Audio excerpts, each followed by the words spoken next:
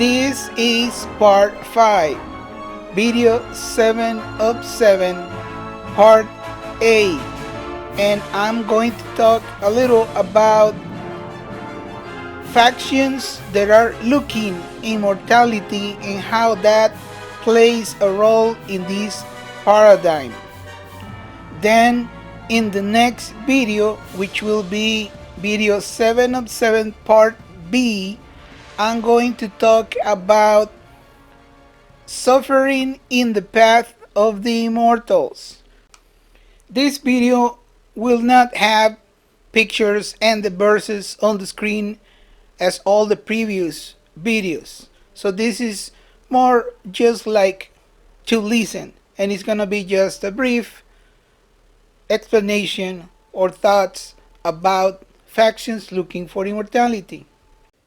Now, there are many factions up there looking for immortality in innumerable ways.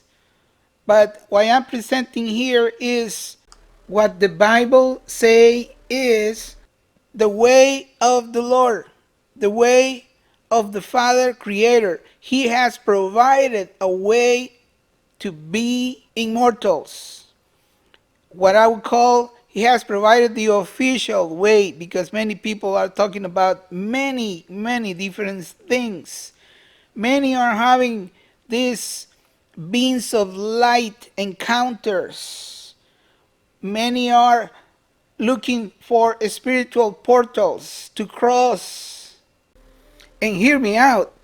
I am not saying that those beams of light are not true. I am not saying that the portals are not true.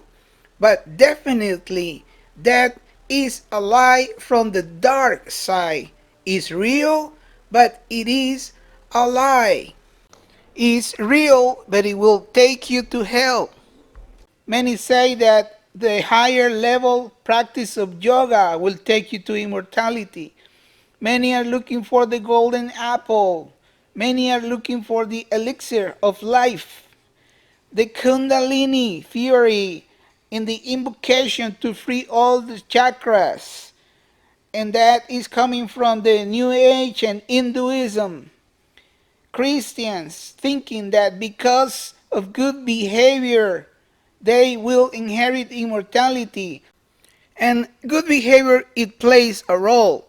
But the good behavior we should follow is not inspired in ourselves. It has to come out of the voice of the Father. He will tell us what the next commandment that we need to obey is, what is the next thing He wants us to do. That obedience is going to take us to immortality, not just that we occur to be nice and to have good behavior and then we're going to win it in our own. Some others err thinking that just because they are Christians, they already have automatically immortality. We have been seeing videos where I prove without a shadow of a doubt that that is not the case in the Bible. Also, from the point of view, a spiritual point of view,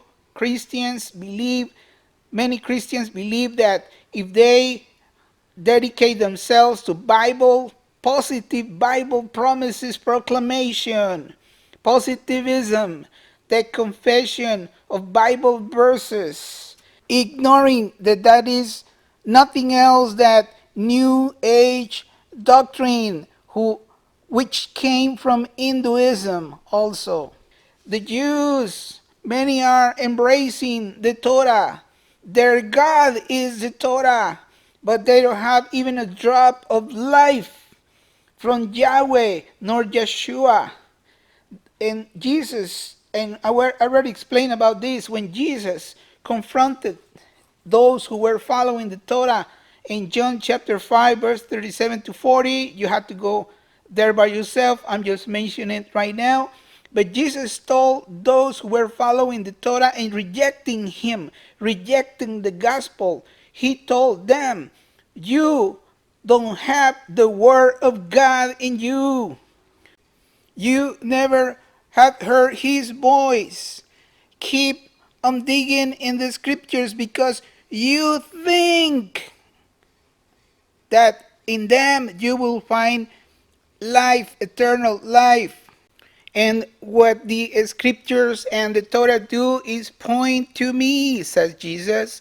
And you don't want to come to me to have life because you are entertained with your God, which is the Torah and regulations and commandments of men. Think about that. You can find that in John chapter 5. We already talked about that in another video, so I'm not going to get into that right now. So we should pay close attention to that. So there are many Jews thinking that following or embracing the Torah, they will have immortality. And that even without mentioning the demonic, mystic, Kabbalah, or the followers of Talmudic above the Torah, and those following the Torah without the life and the living word, and without the presence of the Father.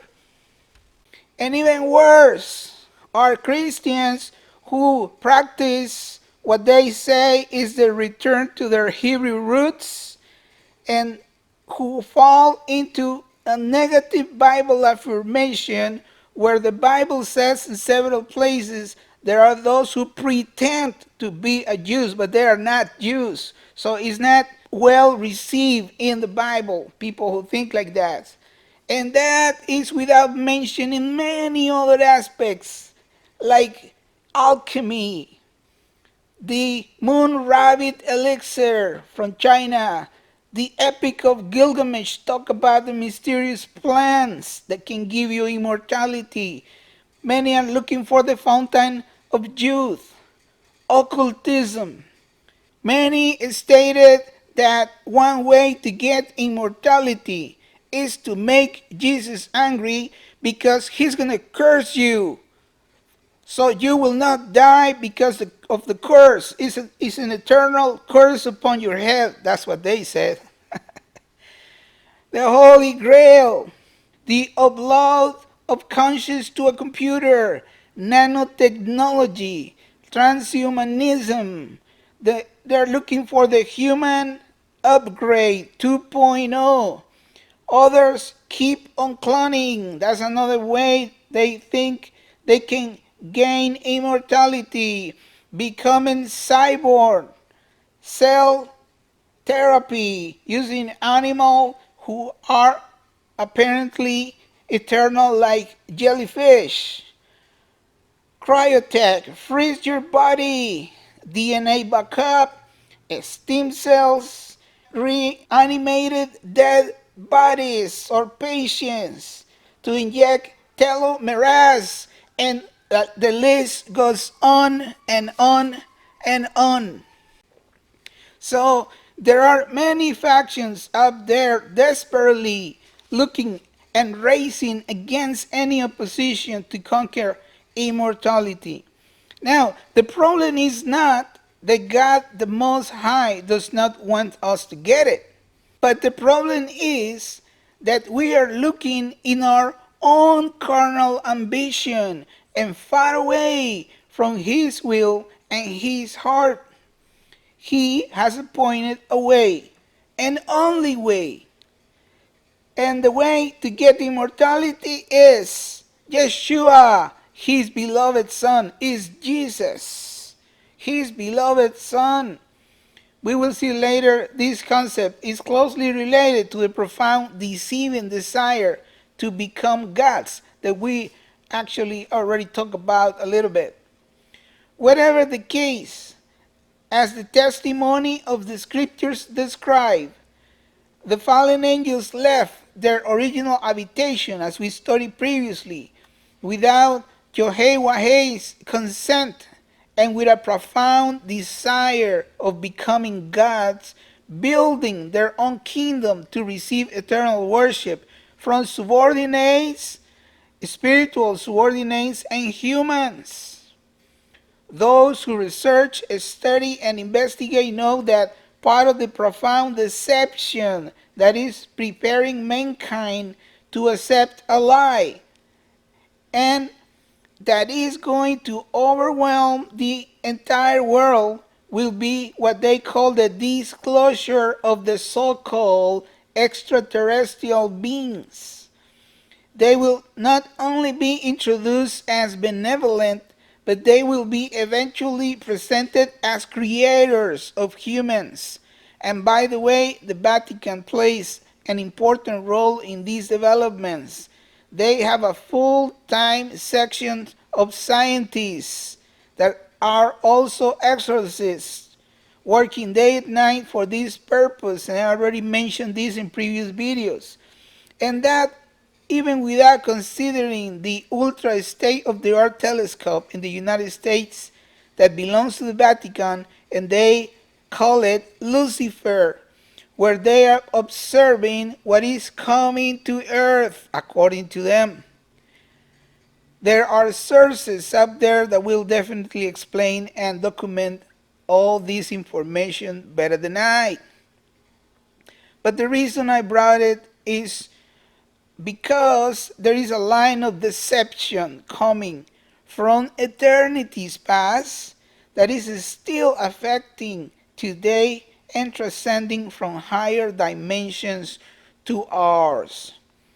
My conjecture is that those fallen entities were trying to generate their own race. That includes the second fall, when the angels came and got related to the women and have the giants. They were trying to generate their own race.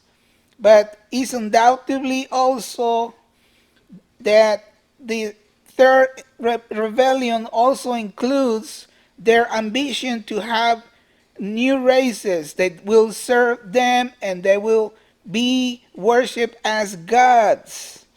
So they are deceived by their own master, thinking that they can create a race of immortal beings for them to be gods and be eternally served by their creation of genetically DNA altered humans. High technology today is heading fast in that direction. Even if I don't want to get in the details of this matter because of the amplitude, the complexity, and the diversity of manifestations from the heavenly and from underground, as we study in the book of Enoch, I decided to include it here with the idea of providing an eye-opening view of the influence of deceiving entities or malevolent spirits which are prophesied according to the scriptures to temporarily succeed in their plans to bring darkness to minds and souls of mankind until the appointed time, and when faith and hope will fade almost to the point of disappear in the next few generations. Yahshua prophesied this, saying, however, when the Son of Man comes, will he find faith on the earth? Those are words of Jesus in Luke 18:8, New American Standard Bible. Believe me, he was not trying to be poetic. He was telling what was coming. His words contain profound prophetic meaning. Every next generation has less faith than the previous. The forces of darkness, with all their host and diverse manifestations, will overwhelmingly cover humanity to the point where faith, values, and hope will become almost extinct. The beast or global government will temporarily be allowed to defeat the saints with great desolation and defile humanity to deep degradation. But in the wisdom of the Almighty, there will be an unexpected turn in the history of this world. The elect from the seven churches, the overcomers of the seven churches, will rise from the ashes with the likeness of the Son to bring the vengeance of Yahweh against all human and metaphysical enemies in the day of the Lord. And we already a study about this in the last couple of videos. If you haven't heard them, I invite you to do so. There are many researchers and investigators out there that will definitely explain this better. So remember, I am just introducing these concepts to those who may not be familiar with these matters and to provide a panoramic view on how these phenomena play a role in the development of end-time prophecy. You can always find your own conclusions. There is a chain of deception that transcends dimensions and affects all related entities, either human or extra-dimensional. Satan is the father of lies. His subjects probably are not considering the fact that he is also lying to them, offering what he will not be able to fulfill or provide. And the chain of deception and lies goes down to the levels of authority in their malevolent realm of darkness, but also crosses the dimensional spiritual limits and affects their human slaves, whom are so-called elite among humans who own this world right now, the multi-billionaires. Their reptilian masters lied to what we know as the Illuminati. The reptilian masters lied to them and make they think that they are gods and that they will receive immortality. That's why I'm mentioning this here. They believe they are going to gain immortality, and they're being lied by these masters, spiritual, metaphysical masters they have. They own the world and are desperately seeking through technology, both human and extra-dimensional, joining in clandestine laboratory experiments. Of course, there's clandestine, but not to all the government, just to the public. And they have these abductees and man-animal hybrid DNA mixtures looking for life expansion for humans or a better version of humanity with a 2.0 upgrade. And they're also looking to create these immortal bodies as dwelling places that can host their disembodied, unclean extraterrestrial friends. There is nothing else that a disguise of demons. So the chain of deceit goes on and down.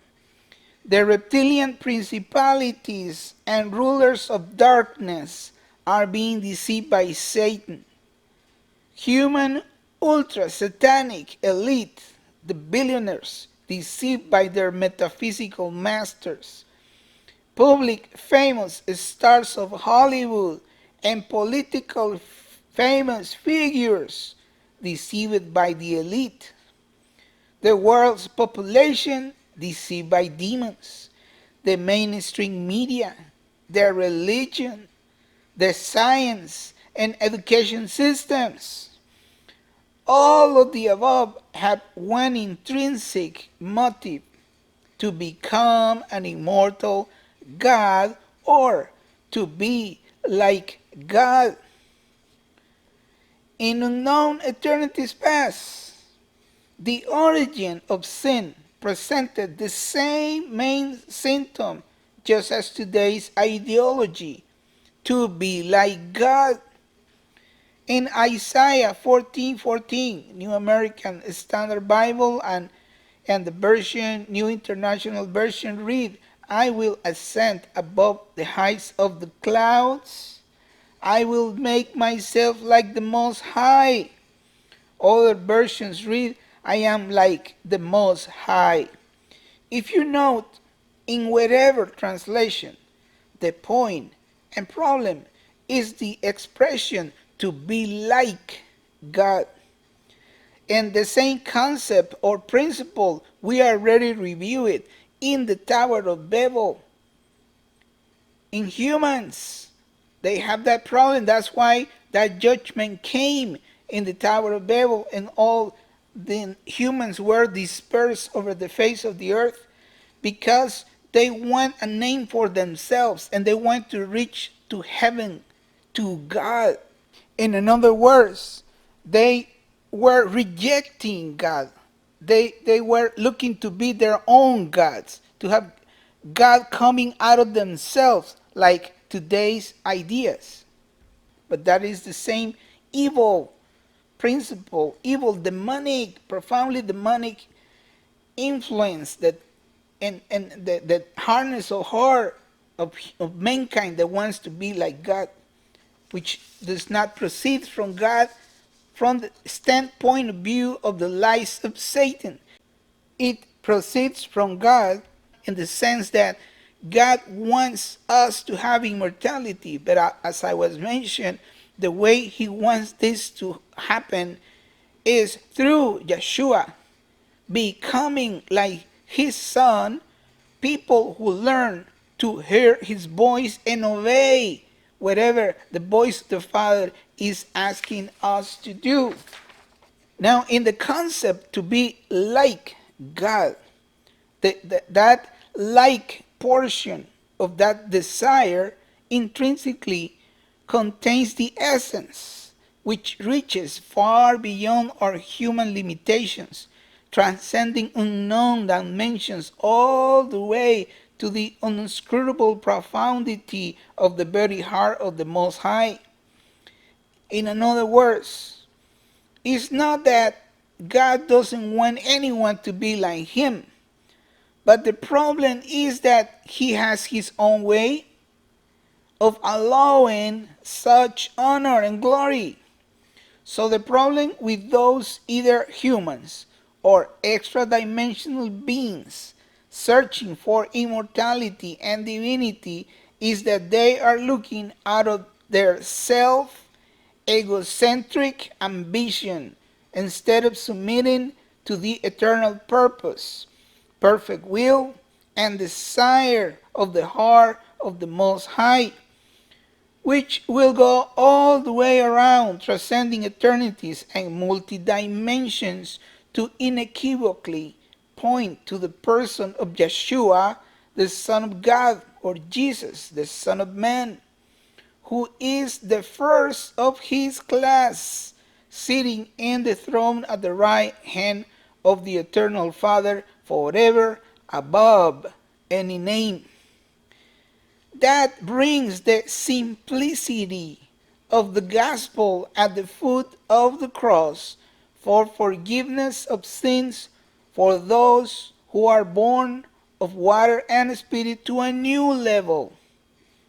As Christians, we have the mystery of mysteries before us, with a wide open, unscrutable, undeserved invitation to become like Jesus, to become like Yeshua, with all the undescribable, implicit, eternal rewards, including immortality, and to be like God the Eternal Father Himself in Yeshua HaMashiach. Or, as I can safely say now, because you will understand my language because of the videos we have already studied, to be humans, to be officially gods, for real, in Yeshua, officially.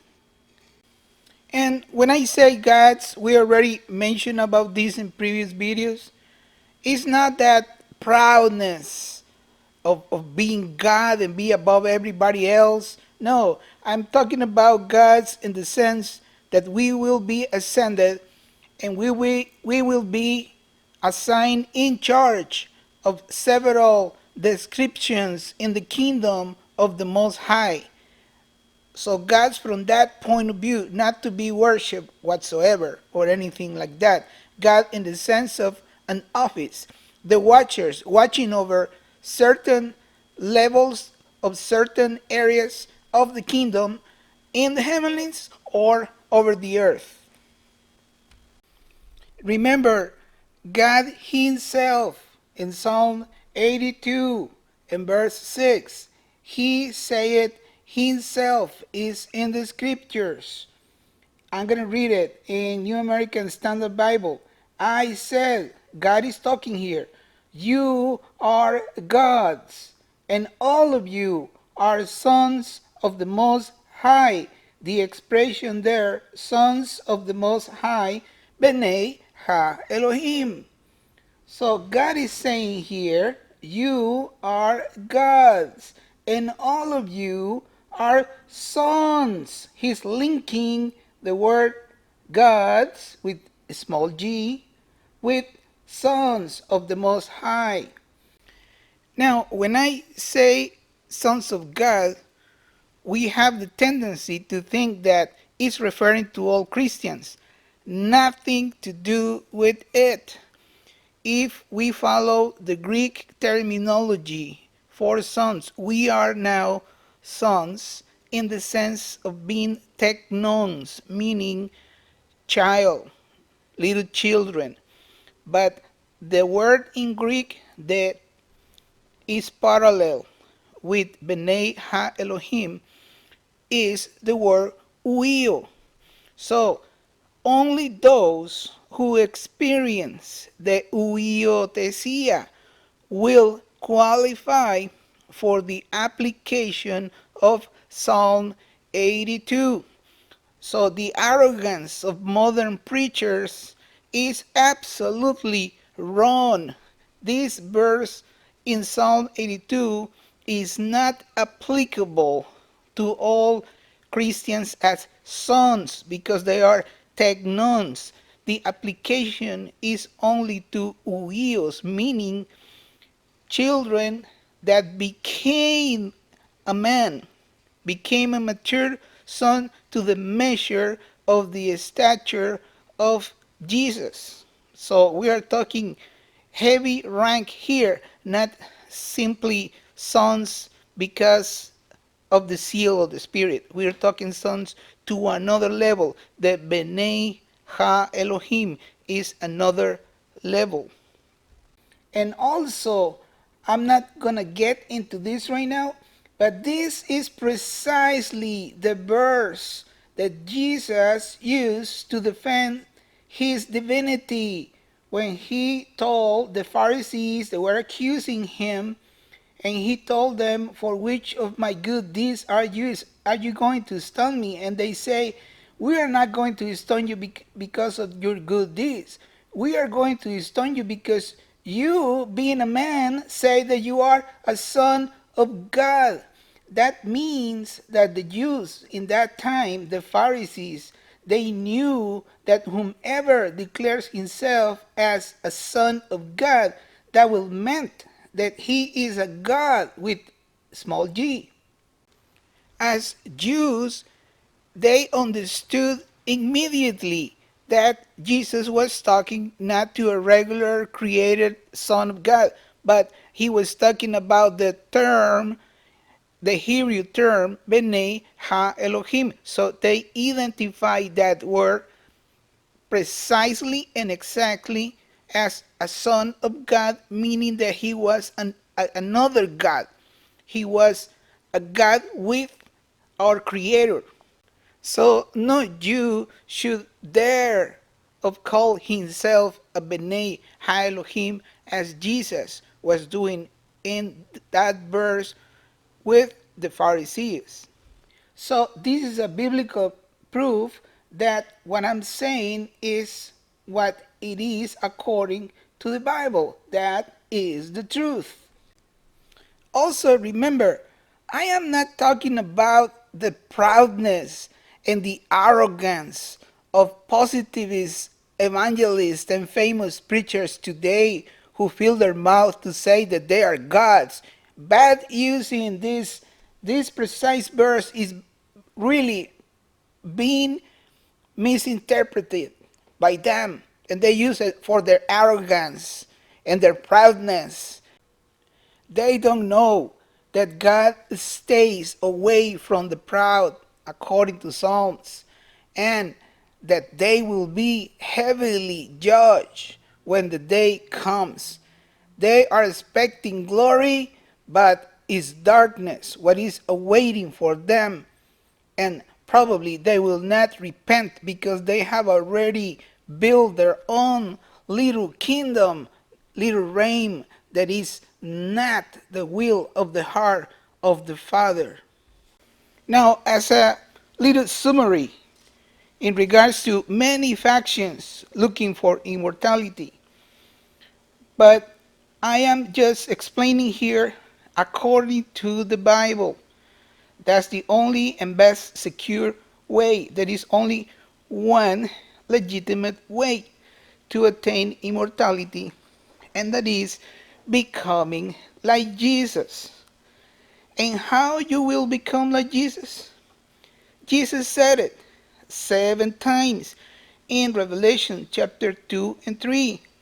He who has an ear to hear the voice of the Father or the Spirit, and goes and do what he was told to do.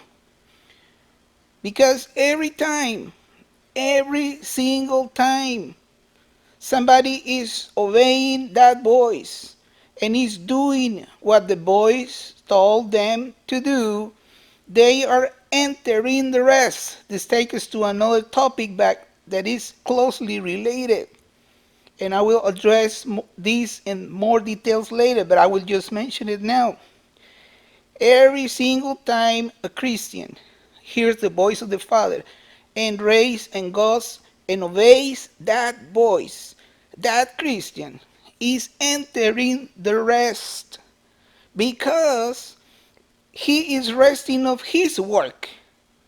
And what he is doing is not his work, but the work of the Father. Is not because out of his occurrence or his invention or out of his necessity. He is hearing a voice of the Father and he's doing what the Father told him to do. So it's not this Christian work, it's the Father's work.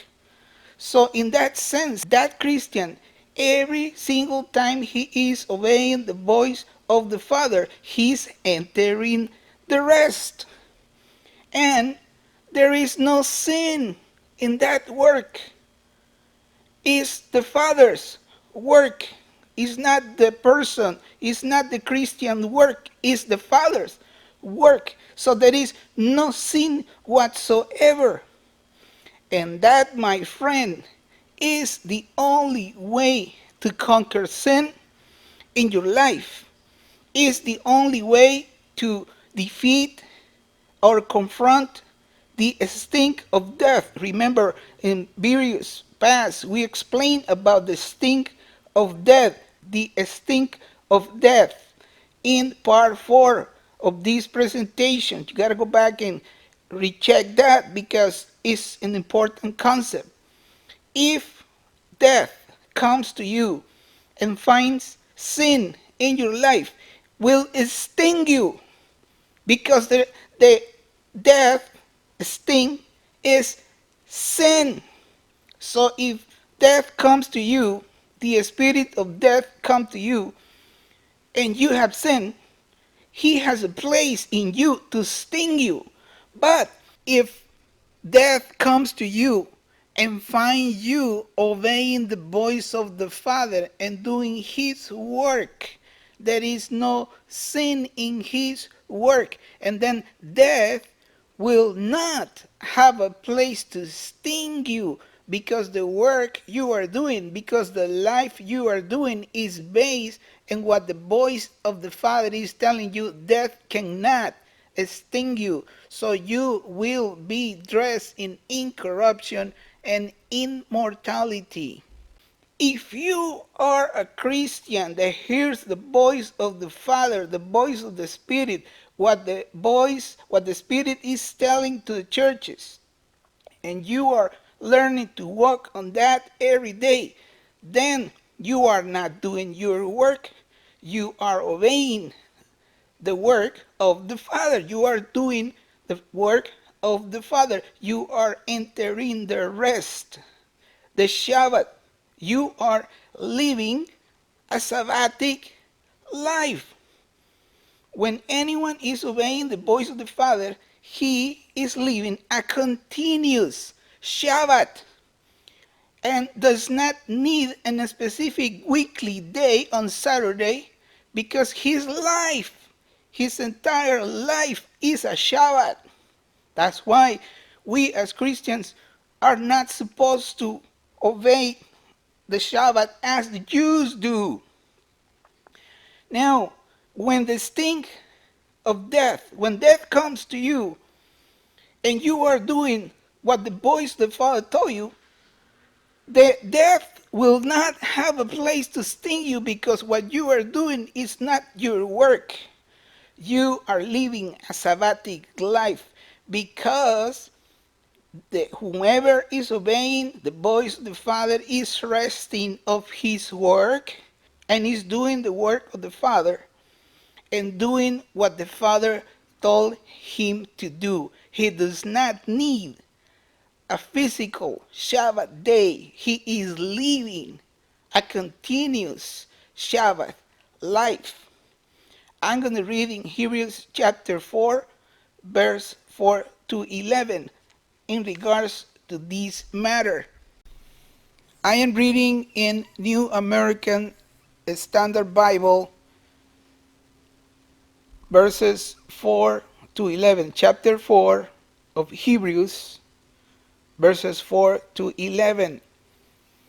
For he has said somewhere concerning the seventh day, and God rested on the seventh day from all his works. Verse 5. And again in this passage, they shall not enter my rest. God was disappointed by his people, Israel, and he promised for them not to enter the way they are proceeding right now. Verse 6. Therefore, since it remains for some to enter it, to enter what? The day of the rest, and those who formerly had good news preached to them failed to enter because of disobedience. Who's that? Israel. He again fixes a certain day, today, saying through David, after so long a time, just as has been said before. Listen, today, if you hear his voice, do not harden your hearts. That's the problem for not entering the day of rest, for not entering the Shabbat of our God and Elohim. Today, if you hear his voice, that is precisely what Jesus is saying in Revelation chapter 2 and 3, 7 times. He who has an ear to hear, listen. And continues to say here in Hebrews 4, verse 8, for if Joshua had given them rest, talking about Israel specifically, he will not have spoken of another day after that. If they enter the promised land and the rest, he will not have spoken of another day after that. So even when they enter the promised land, they will not accomplishing what was in the Father's heart just yet.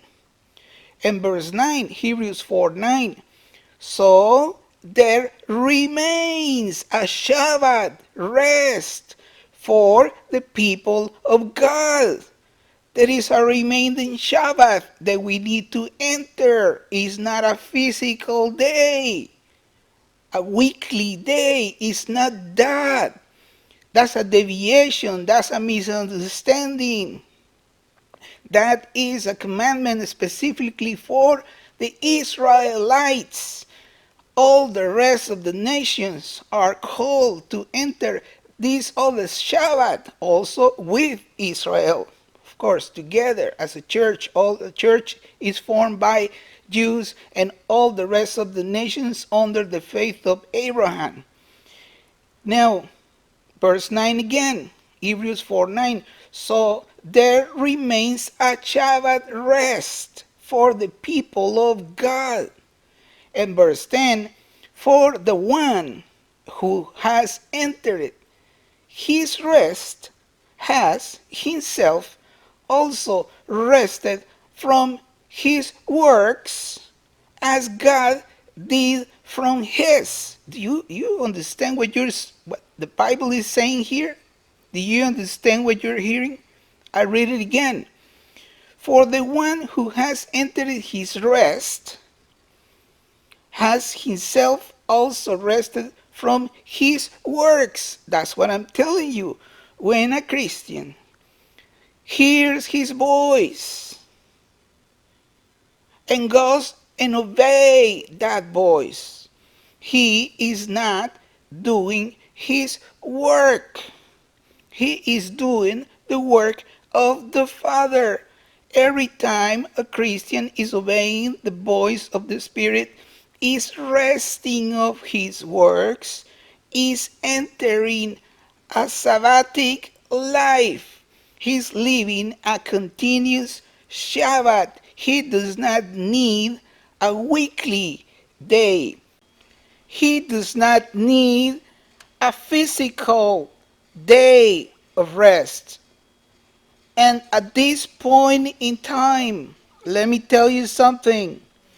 All the mixture of calendars and dates and lunar and solar and all the confusion with the Gregorian calendar and all of that is the real Shabbat physical day is already lost in history.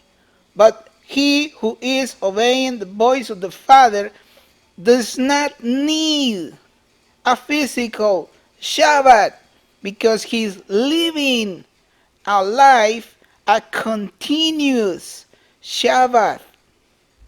And read verse 10 again. For the one who has entered his rest has himself also rested from his works. It's not his work, it's God's work, as God did from his. And verse 11 says, therefore, let us be diligent to enter that rest. How? Hearing the voice of the Father and obeying. So that no one will fall through following the same example of disobedience. What example of disobedience? All the people who came out of Egypt in the desert. And even they entered the promised land with Joshua, as we read in this same passage. But that didn't mean they entered the spiritual Shabbat that the Lord was wanting us to enter. So every time somebody is hearing the voice of the Father, is not doing his work, is resting, is enter the Shabbat, the day that God has been planning all along in his heart, not a physical day. He's living a continuous spiritual Shabbat day. And that, my friend, is the preparation. Those who follow that path, that is the path of the immortals. If God shows you, when he see your obedience to his voice, the day will come when you will be dressed in incorruption and immortality, and you will participate in the first resurrection, becoming with a glorious body just like Jesus. You will be like Jesus. And that, my friend, is and the only way we can gain immortality. We're talking about the factions that are looking for immortality. Everybody else that I mentioned in this, including Christians and Jews, are going to miss it because they are not listening to the voice of the Father, and they are not obeying the voice of the Father, they are not entering the Shabbat. They are not following the voice of the Father. They are following the dead letter of scrolls. They are following the dead letter of the Torah without a drop of the Spirit, such as Christians who are just following the letter of the Bible without the life or the voice of the Spirit. They are not entering the day of rest that the Lord is talking in the scriptures.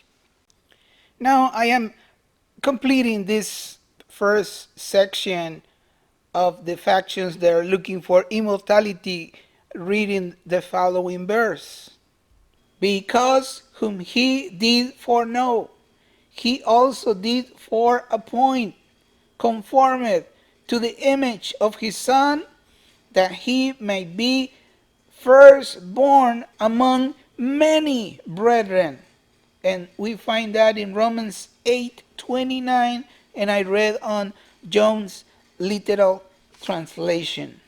And I'm going to end this video also asking a question, you that are listening. And what happened if somebody listen but does not obey? What happened? What God does about that? And then that's what suffering plays a part, and we will see it in the next video. He will spank you, but we will see details about that, because he loves you so much that he's not gonna let you go. You are in troubles now because you hear this message. He is not gonna let you go, but he does that out of love. The spanking is out of love. He loves you so much, and he wants you with him behind the curtain and the Holy of Holies. But nobody can enter there without holiness. He will not let you go.